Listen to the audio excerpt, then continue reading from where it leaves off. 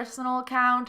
If you guys not following, follow him. He's on Blockchain J. Also follow us on allcoinbus.io, where we post different polls, different questions, and you guys can give your opinion. Remember, your opinion is very important to us, as it shows us what you guys want us to talk about. So Jeff asked this question regarding the most effective ledger for the future. So unless you've been living on a rock over the past few years, you've probably become familiar with terms like Bitcoin, Ethereum, cryptocurrencies, blockchain, ICOs. And I seriously hope that before any of you invested into any cryptocurrency, you've actually made a research on what blockchain actually is, or what Tangle is if you invested into IOTA. Hashgraph is becoming more popular, and I hope that my explanation will make it clear for you guys of the whole concept of Hashgraph. So let's start off with the good old blockchain, which was the majority's choice in this poll. I won't give any technical explanation. It'll be more of an explanation that I would give to my mum. So, sorry for that. So whenever we have a transaction, and let's say I buy something from you, this information gets logged and it's verified by a third person or third party. And then if all this information has been verified and it all matches, the transaction goes through without any intermediary. Then it gets stored, and when we make further transactions, this information is ready and better. That's already in the ledger. And you can append it, you can sort of add new information that's more current, but you can't actually erase anything. The way the technology is changing means nothing will be the way it used to be, and there is no firm, and then the buyer and the seller, and we basically will have to rewrite a lot of rules in economics as well.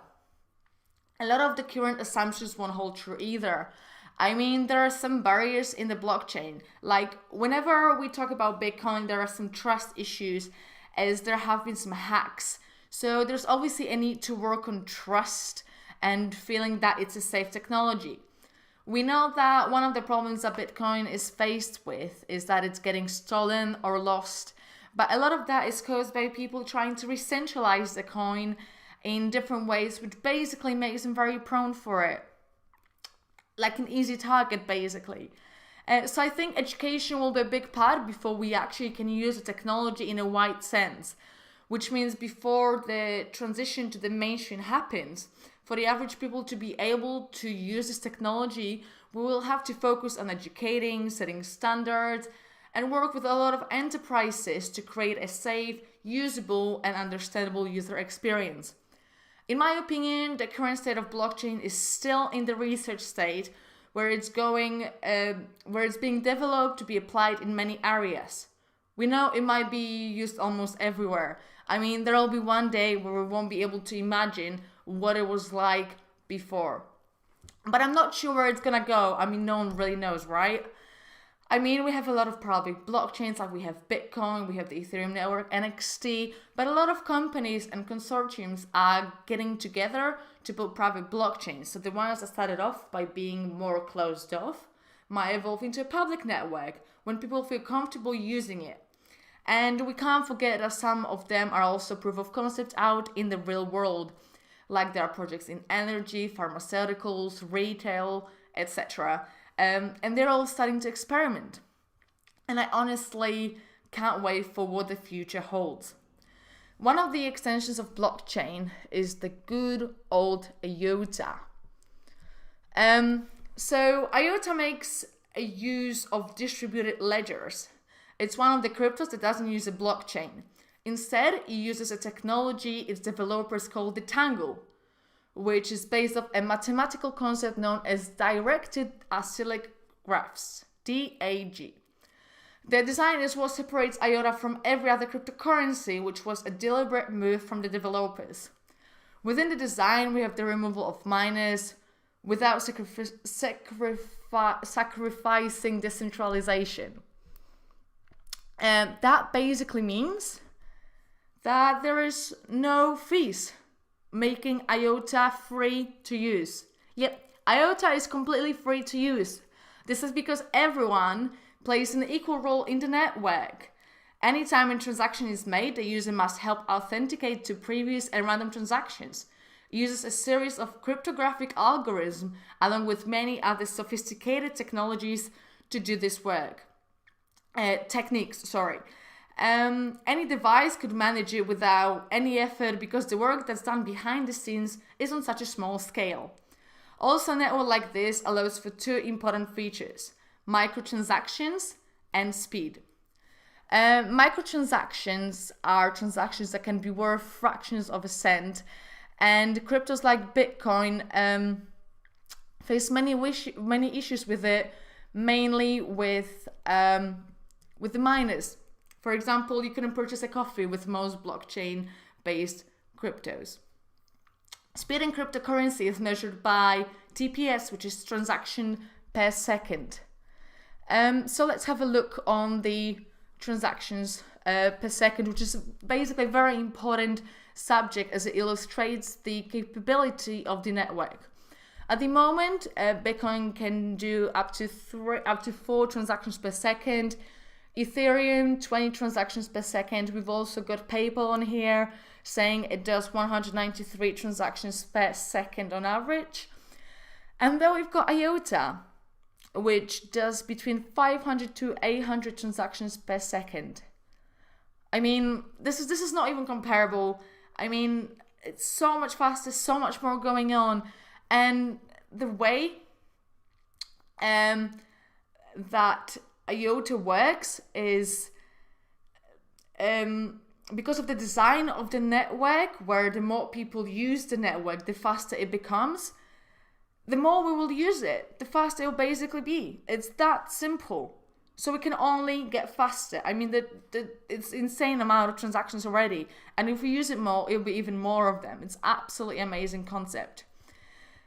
So it is those two features that give rise to IOTA's purpose, which is the support and to facilitate a machine-to-machine economy and to be implemented as the underlying protocol behind the Internet of Things. So that was a very simplified explanation of what Tangle is. Let's go over to a bit more complicated thing, being Hashgraph. So before I start saying anything, I'd like to point out that nothing is being made on Hashgraph yet. It's just a concept. This is over here. There's loads of scams going on around it. ICOs claiming that they've been made on Hashgraph. So before you see something, invest in anything, have a look on the website. They'll make an announcement when they do something new, when they finally create a product, and I'm sure it'll do amazingly. It's just listen to what Hashgraph basically does.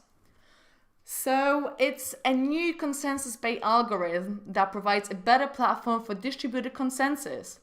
It offers the same benefits as the popular blockchain and other distributed technologies. However, it's a data structure and consensus algorithm that is allegedly much faster, fairer, and more secure than its predecessors. So at its core, Hashgraph is powered by the Gossip protocol.